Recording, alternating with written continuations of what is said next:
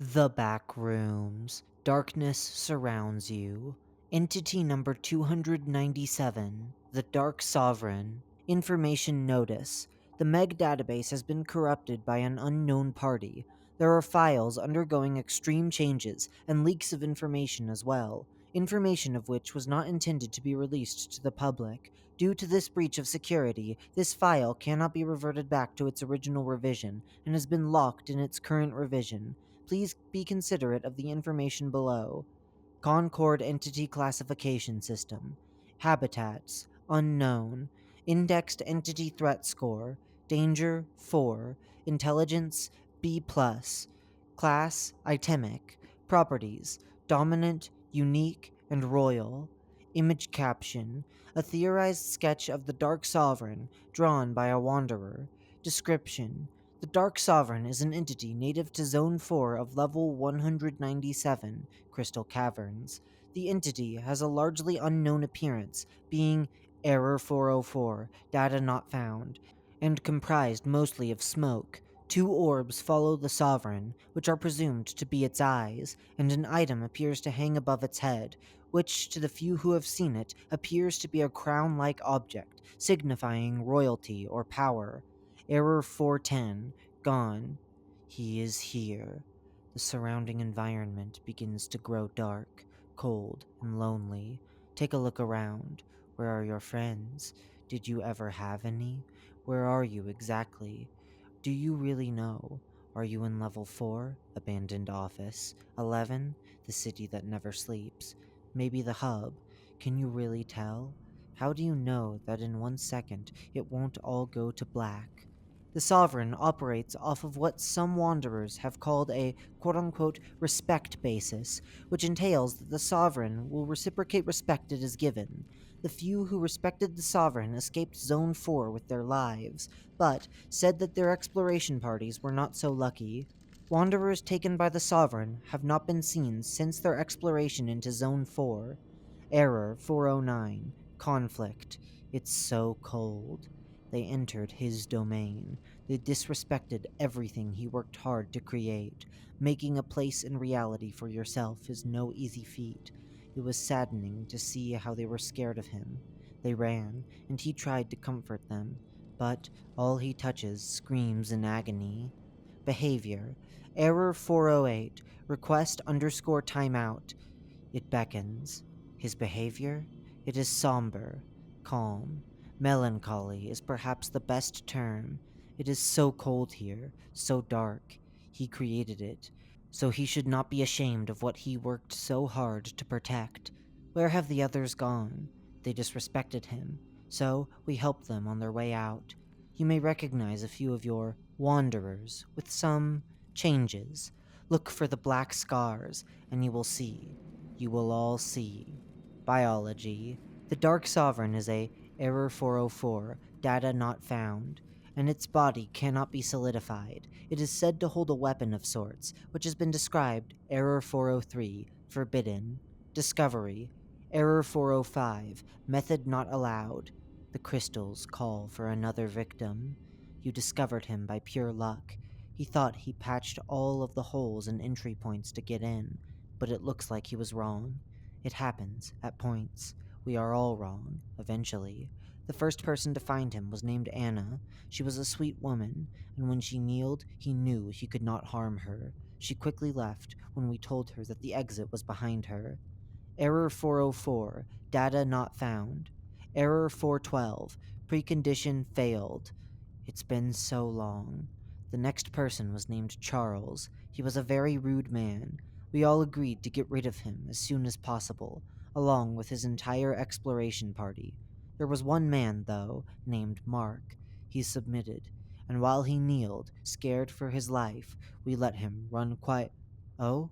We apologize, sire. We will not talk further. What? That's weird. I thought this file was saved with its information intact. Let's try reloading it.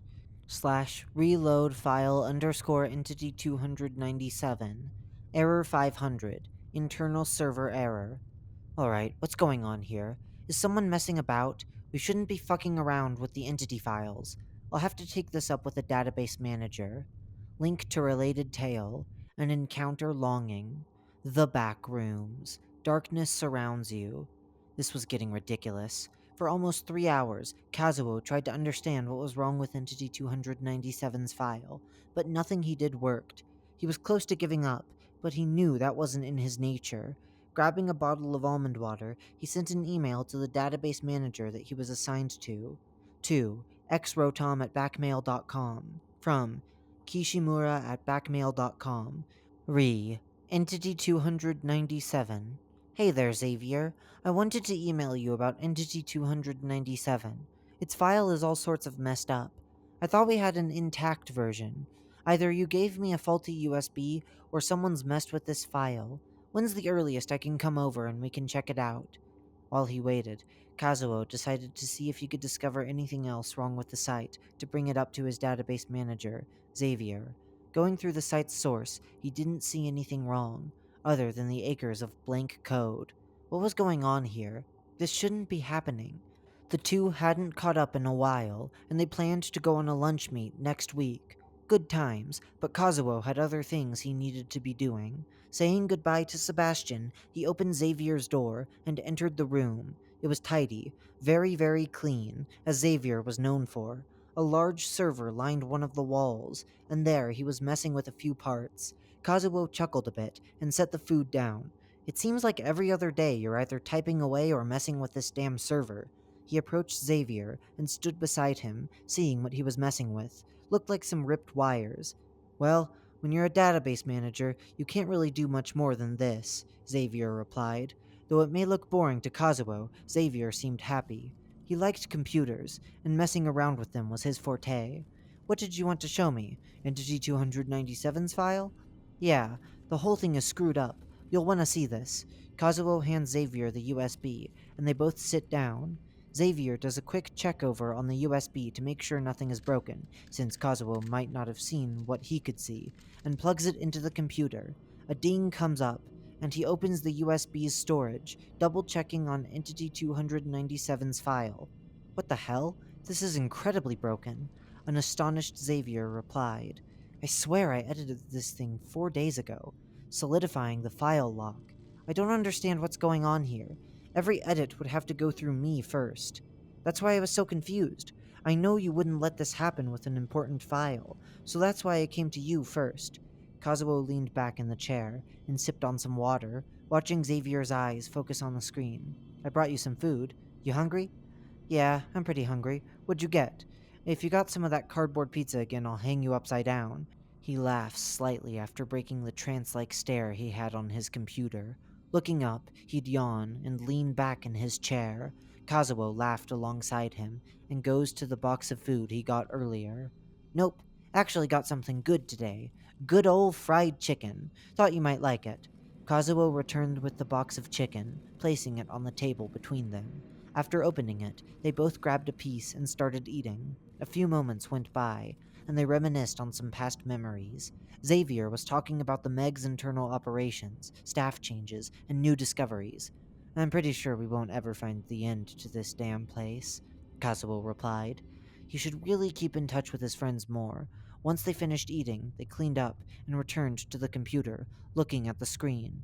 So, was there anything else, or just these error codes? Xavier asks. Error codes he could fix. Those weren't too much of an issue. Nah, lots more. Give me the mouse. Xavier hands him the mouse, and Kazuo shows him the hidden text and the contradicting file code. Xavier is stunned, and Kazuo takes notice. See what I mean? It makes no damn sense. Is something trying to talk to us through the file? Did something slip under your nose and we're just being pranked? No, this definitely wasn't a person.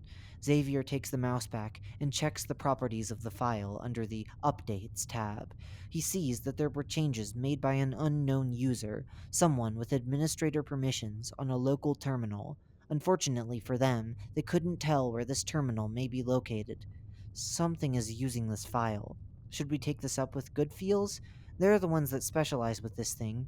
Kazuo would look at Xavier as he stared at the computer. Xavier turns to him and nods. Yeah, that would be our best bet. Let's get out of here. They get up and start packing. An hour goes by, and the two are ready to embark.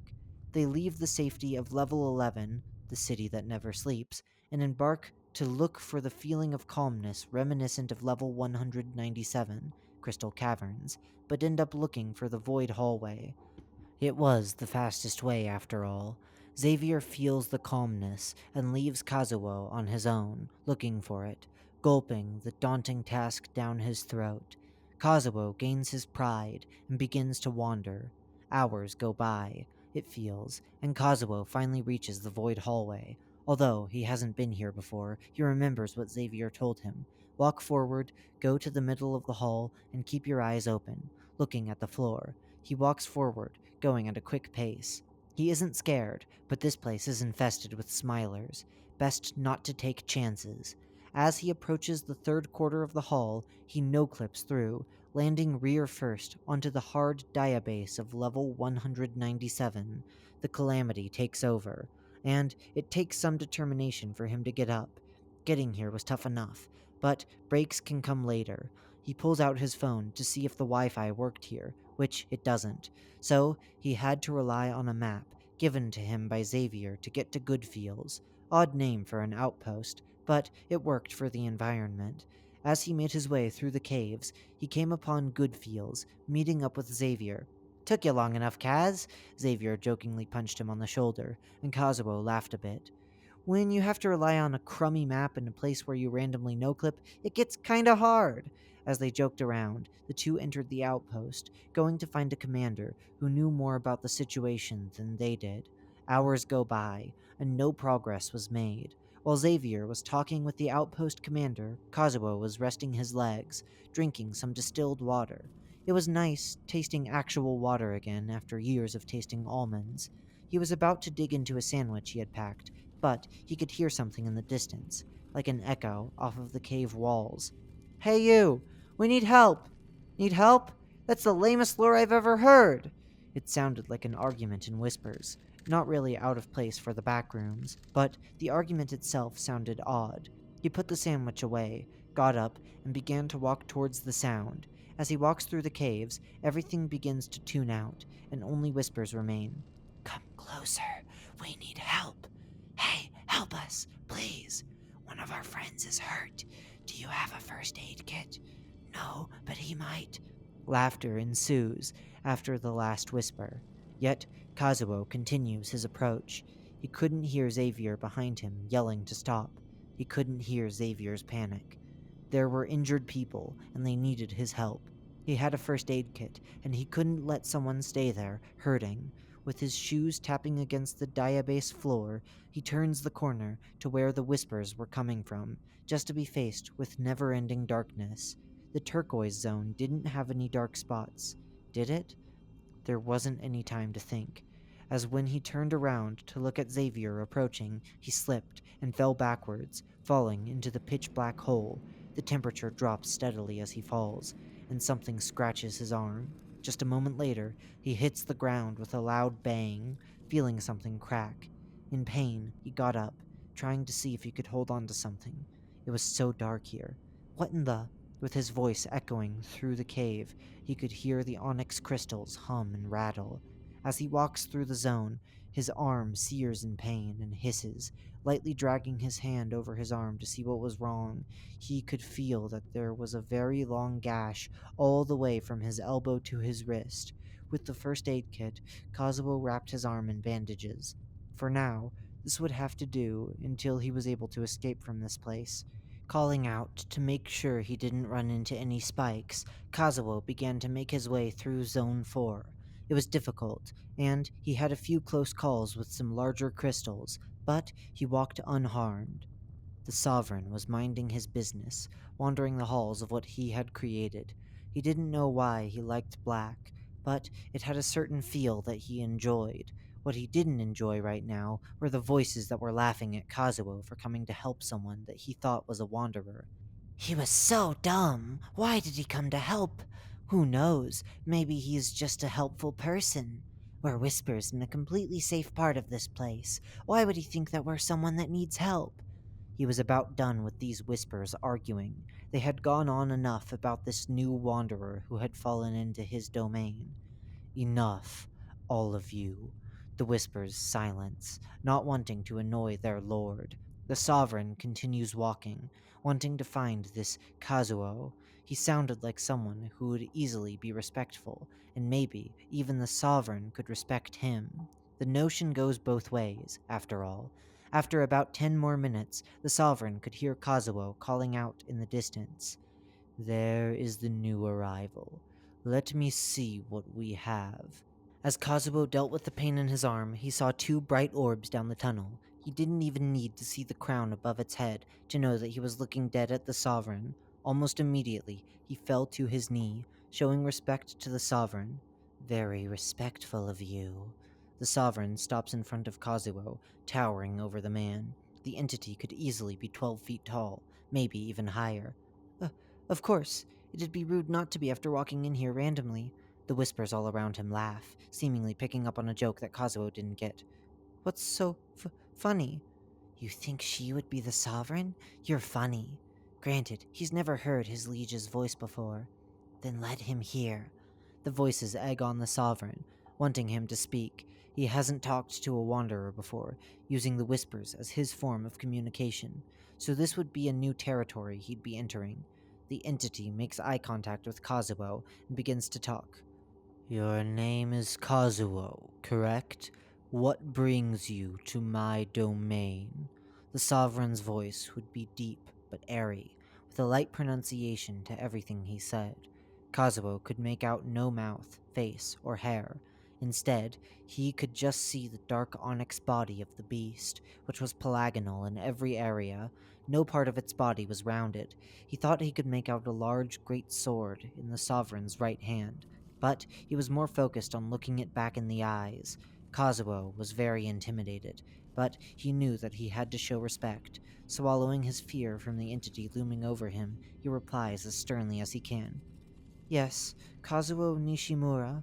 I was lured here by the whispers that surround you, and I thought that they were someone hurt on Zone 1, but after I turned the corner, I slipped and fell here. I see. Other than your arm, are you in good health? Yeah, I'm fine other than that. Those crystals are fucking sharp. I apologize for the injuries you have sustained. Where do you wish to go? I'm not really sure. If you don't mind, actually, I'd like to explore this place a bit more. Kazuo liked the Onyx Zone. It had a feeling of calamity and focus that he hadn't felt in a very long time. It was almost like if someone had injected him with adrenaline, though that could easily just be his body's reaction to receiving a large cut on his arm. Almost as if his body heard his thoughts, the injury flared up again, and he groaned, holding his arm in pain. There is nothing interesting about this place other than darkness. I do not think you will find anything enjoyable here. Who said you can't enjoy the darkness? I mean, there's so much of it in the Backrooms anyways, but this place, it's quiet. The cool breeze flowing past me, the lack of horrible abominations trying to tear me apart. Your home, it's beautiful, and I don't have to be able to see it to know that. While talking to the Sovereign, Kazuo got to know it more. He wasn't scared anymore by its intimidating appearance. The being was something that you could talk to, something that you could possibly even relate to. He moved his arm to make sure blood kept flowing. I have never had someone tell me that. Thank you for your compliments. Please, spend some time with me here. The smoke surrounding the Sovereign, which Kazuo could barely make out, would form a hand and grab onto Kazuo's, guiding him through the sharpened halls. As the Sovereign led Kazuo through the tunnels of the cave, he could feel the cold air run by him, chilling his ears and nose. It wasn't an uncomfortable cold like that of winter, but more of the breeze that runs by on a nice autumn day, just on the border of too chilly. So, those whispers, who exactly is talking? Kazuo wondered about why there were so many, how they talked, who they might be, and questions following that topic. Hopefully, he wasn't being too intrusive, because he could tell that the being had a sense of emotion. It had boundaries, but being a part of the Meg brought its rules. They are people that have disrespected me as humans. I do not take kindly to it, so I kill them. Their voices stay with me as a sort of memory. I do not force them to stay, they simply stick with me. The Sovereign leads Kazuo through the tunnels. He couldn't see anything at all other than the entity guiding him. The silence was chilling in itself. This place was so dark and so devoid that Kazuo imagined there'd be more people here yelling for help. Maybe he just got lucky and was chosen to fall in. Or the more likely chance that it was from his own mistakes that led him to be here. Huh. Do you get a lot of visitors in that case? Sounds like there's a fair few. I used to, before I made sure people did not come in. When there were many people, they did not know of my ideals, and at that moment, I did not want to deal with any more visitors. Now, I greatly yearn for more visitors that are able to enter my domain. The entity sounds saddened, like it's been alone with these voices for too long. His voice echoes across the empty cavern walls, making the onyx crystals slightly rattle. Kazuo takes in his words, nodding. Well, luckily, there was a conveniently placed hole, so I guess I'm here now. How long has it been since you've had anyone show up? The Sovereign pauses. It had stopped moving, and was looking down at the ground in front of it. The beast had a sense of longing when it talked, like it wanted to see more people again. It has been 11 months. The last person to come here had an exploration party of very rude people. I let all but one leave alive. I see. This is a nice place, but man, I couldn't imagine not seeing a single soul for that long. I'm sorry. Kazuo could feel the Sovereign's pain, but couldn't relate to it. This being must have been so alone, and he was impressed that the beast hadn't gone crazy yet. Did it need to eat? Drink? Did it have the same emotional connections to people as humans did? So many questions flew through his mind as he stood with it. Nonsense. You have nothing to be sorry for. It is by my own blind selfishness that I put myself in this exile. You must be on your way. Staying in this dimension for too long will do certain things to your body that you will not enjoy. Kazuo smiles, looking up at the Sovereign. I understand. My biggest thanks to you for having me here. May we meet again some other day, Sovereign. You are the most respectful person I have met in my domain. What makes you this way? It was true. The Sovereign had either met people that were scared for their lives, or people that were very rude to him. It had never met someone as calm as Kazuo, who was able to ask questions without a wavering voice, or snap back in an obnoxious manner. It was quite surprising, to say the least. Well, I guess it's just how open minded I became after I got here. At first, it was very surprising seeing other peaceful entities that looked strange, but eventually, I couldn't care less what something or someone looks like. I was more focused on their motives, so someone like you doesn't really bother me. Here we are, talking. Just an average human and a mythical being having a nice conversation. Is that a reason to be disrespectful to you? I sure don't think so.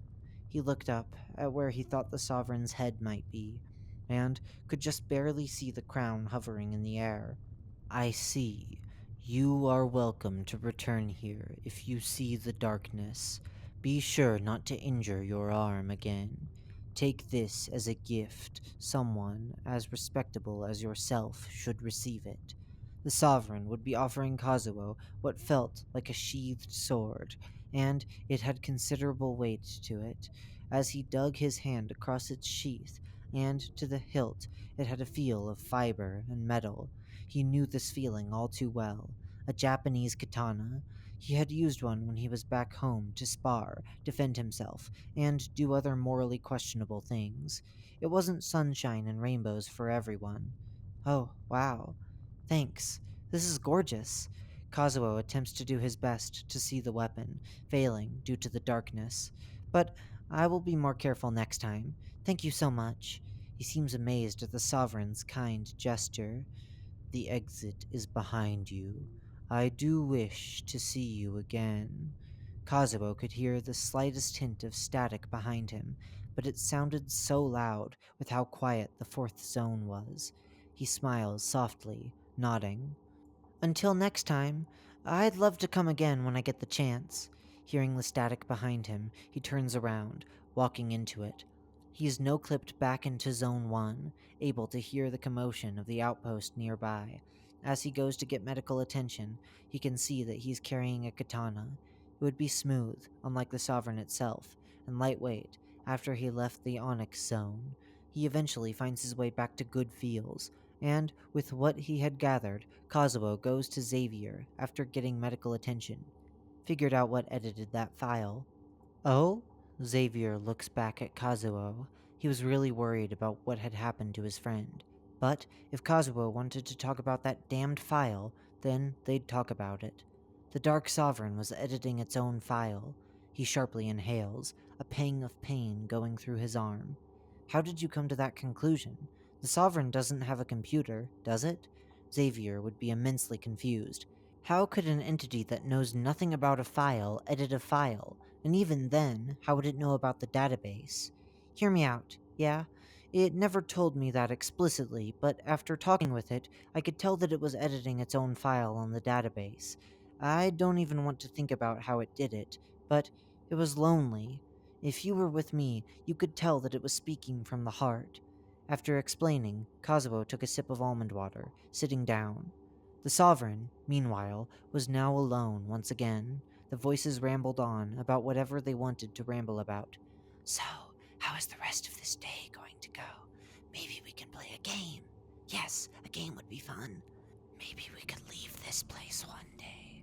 I hope we do. What game should we play? Although he had the voices with him, he would not share their joy, their excitement, or their happiness. As much as he tried, he was always alone, and for now, he would have to accept that. That was, of course, until something major happened. Months later, in Level 3, electrical station, a hall went dark. The lighting seemed to have stopped for that particular area, and a few noises emanated from the void. Suddenly, a loud crash was heard. Items that sounded like glass were flung onto the ground, and soon enough, a few footsteps would come from the hall. A few wanderers who were exploring the level heard the noises and got scared, pointing their weapons in the direction of the hallway. What is that?" said a female in the party. She was holding a crowbar and already seemed scared for her life. The weapon she held was trembling, just as she was, and if it had loose pieces to it, you'd definitely hear them rattling.